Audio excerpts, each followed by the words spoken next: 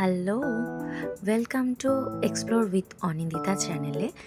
So আজকে হলো Sunday, আর আমি আর দীপ বেরিয়ে পড়েছিলাম আজকে একটু হাওয়া খেতে। তো হঠাৎই মনে পড়লো যেতে যেতে যে কলকাতায় একটা বিগেস্ট ডিসকাউন্ট সেল চলছে, আর যেটা চলছে আমাদের কলকাতার হায়াত হোটেলের ওখানে, মানে হায়াত রিজেন্সি যেটা আছে তার ব্যানকোয়েট হলেই চলছে এটা। তো আমরা ভাবলাম একটু চলেই যাই, দেখে নিই কী কী ওখানে পাওয়া যাচ্ছে, কেমন কি সেল চলছে। তো আমরা এখানে চলে এলাম, জাস্ট আমাদের স্কুটি পার্কিং করে আমরা ভেতরে ঢুকলাম। হাতের ভেতরে অ্যাকচুয়ালি কখনো যাইনি, তো ভেতরটা ঢুকে বেশ ভালোই লাগলো। সুন্দর গার্ডেন এরিয়া রয়েছে, বেশ সাজানো গোছানো। আর যেটা সেলটা চলছিল ওদের ব্যানকোয়েট হলে, তো আমরা স্ট্রেটলি চলে গেলাম ওদের ব্যানকোয়েট হলে। আর খুব সুন্দর করে সিকিউরিটি চেক ইন, তারপরে ভেতরে সুন্দর কাউন্টার ওয়াইজ করা রয়েছে, হেলমেট রাখার জন্য আলাদা ব্যবস্থা রয়েছে।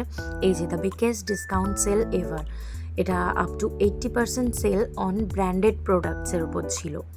তো ঢুকতেই আমরা দেখতে পেলাম বিভিন্ন ব্র্যান্ডেড জামা কাপড়, জুতো, ব্যাগ, বিভিন্ন রকমের জিনিস এখানে রয়েছে, কিন্তু খুবই ছড়ানো ছিটানো অবস্থায়, মানে যে যা সাইজটা জাস্ট বুঝে খুঁজে নাও। তো সেই মতো D4 সাইজের কিছু জুতো ট্রাই করছিল। তো জুতোগুলো খুবই ভালো ছিল, আর যেহেতু ব্র্যান্ডেড ছিল তো জুতোগুলো সত্যি খুব কমফোর্টেবল, খুব লাইট ওয়েট ছিল। তো যেমন মেন শুজের দাম ছিল যেমন 2000, 5000 এরকম দাম ছিল। তো ও কিছু কিছু জুতো ট্রাই করলো, জুতোগুলো সত্যি খুব ভালো ছিল, বাট ওর সাইজের প্রবলেম, মানে 10 নম্বর 11 নম্বর জুতো পাওয়া খুবই চাপের। তো যাই হোক, কয়েকটা জুতো ট্রাই করেছে, বাট সেই সাইজ ঠিকঠাক হয়নি বলে সেগুলো নিতে পারেনিও।